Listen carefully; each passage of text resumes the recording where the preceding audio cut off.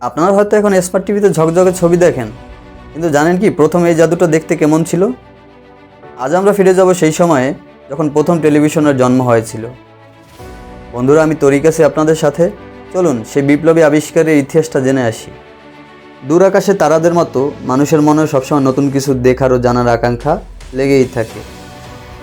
সময়টা 19 শতকের শেষ দিক, যখন টেলিগ্রাফ আর রেডিওর যুগ। তখন বিজ্ঞানীরা স্বপ্ন দেখলেন আলো আর ছবিকেও কি দূরে পাঠানো সম্ভব।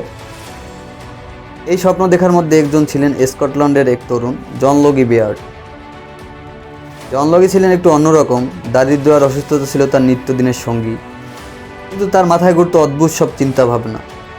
পুরোনো দিনের কৌটা, বাইসাইকেলের যন্ত্রাংশ আর লেন্স, এইসব দিয়েই তিনি তার ছোট্ট ল্যাবে পরীক্ষা নিরীক্ষা করতে লাগলেন।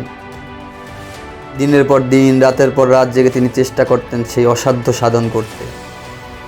অবশেষে এক সন্ধ্যায় ল্যাবরেটরির আবছা আলোয় ঘটল সেই ঐতিহাসিক মুহূর্ত। জনের তৈরি করা অদ্ভুত যন্ত্রের সামনে একটি পুতুলের মুখ রাখা হলো। তারপর যন্ত্রটি ঝিকঝিক করে উঠল, আর অন্য প্রান্তে একটি ছোট স্ক্রিনে অস্পষ্টভাবে সেই মুখটি দেখা গেল। জন প্রথমবারের মতো বিশ্বকে দেখালেন আলো আর ছবিকেও বন্দি করে দূরে পাঠানো সম্ভব। কিন্তু পথটা যে সহজ ছিল না। অনেকেই তার আবিষ্কারকে হাসি ঠাট্টায় উড়িয়ে দিত, বলতো এটা একটা ছেলে মানুষই কাণ্ড। টাকার অভাব ছিল, ভালো সরঞ্জামের অভাব ছিল, তবুও যেন জন হার মানেনি। নিজের সামান্য সঞ্চয় আর কিছু কাছের মানুষের সাহায্যে তিনি তার কাজ চালিয়ে গেলেন।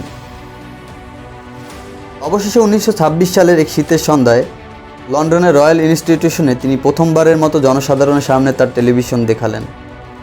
সবাই অবাক বিস্ময়ে দেখল কীভাবে একটি ঘূর্ণায়মান ডিস্ক আর কিছু লেন্সের মাধ্যমে জীবন্ত ছবি ভেসে উঠছে স্ক্রিনে। যদিও ছবিটা ছিল অস্পষ্ট ঝাপসা, তবু এটা ছিল এক নতুন দিগন্তের সূচনা।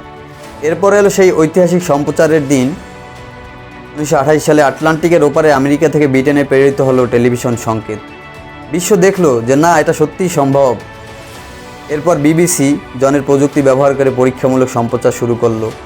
ধীরে ধীরে মানুষের ড্রয়িং রুমে প্রবেশ করতে শুরু করলো এক নতুন জানালা। জনের সেই প্রথম টেলিভিশন ছিল আজকের অত্যাধুনিক টিভির তুলনায় খুবই সাদামাটা, কিন্তু সেই অস্পষ্ট ছবিগুলোই খুলে দিয়েছিল এক নতুন পৃথিবীর দরজা। সেই স্বপ্নবাজের হাত ধরেই শুরু হয়েছিল বিশ্বকে দেখার এক নতুন যাত্রা। আজ আমরা ঘরে বসেই সারা বিশ্বকে দেখতে পাই। জন লগি হয়তো আজকে আমাদের মাঝে নেই, কিন্তু তার সেই প্রথম টেলিভিশন, আলো আর শব্দে সেই অস্পষ্ট ঝলক চিরকাল মানব ইতিহাসের পাতায় এক উজ্জ্বল নক্ষত্রের মতো জ্বলজ্বল করবে। সবাইকে অসংখ্য ধন্যবাদ। ভুল ত্রুটি হলে ক্ষমার দৃষ্টিতে দেখবেন। ভিডিওটি ভালো লাগলে অবশ্যই লাইক করবেন, আপনার মতামত কমেন্ট করে জানাবেন এবং এমন আরও ভিডিও পেতে চ্যানেলটি সাবস্ক্রাইব করতে ভুলবেন না।